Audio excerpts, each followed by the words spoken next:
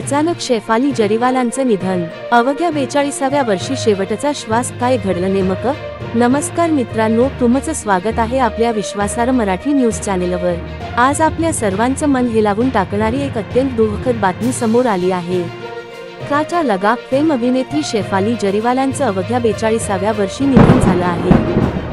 शेफाली जरीवालांचं अकस्मात निधन. मित्रांनो, आपल्या सर्वांना परिचित असलेली आणि आपल्या स्मरणात कायमची ठसलेली काटा लगा या रिमिक्स गाण्याची सुंदर अभिनेत्री शेफाली जरीवाला आता आपल्यात नाही. आज सकाळी अचानकपणे त्यांचं निधन झाल्याचं वृत्त समोर आलं असून त्यांचं वय फक्त 42 वर्ष होतं. त्यांच्या निधनाचं नेमकं कारण अजून स्पष्ट झालेलं नसतानाही सोशल मीडियावर अनेक अफवा पसरत आहेत. काही माध्यमांनुसार हृदयविकाराचा झटका, हार्ट अटॅक ही प्रमुख शक्यता सांगितली जात आहे. शेफाली जरीवालांचं करिअर. शेफाली जरीवालांचा अभिनय प्रवास फारच अनोखा होता. 2002 साली काटा लगा या रिमिक्स गाण्याने त्या संपूर्ण देशभरात प्रसिद्ध झाल्या.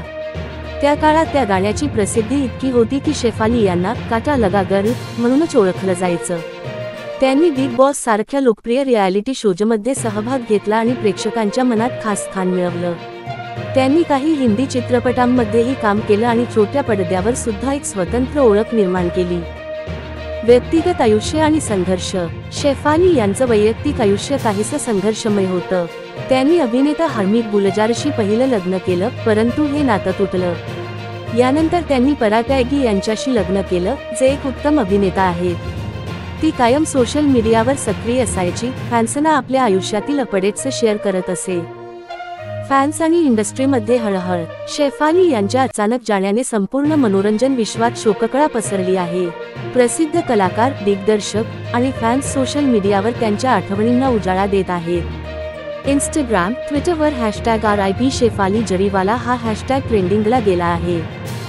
खोट्या अफवांना थारा देऊ नका. सध्या त्यांच्या मृत्यूबाबत अनेक प्रकारच्या अफवा पसरत आहेत.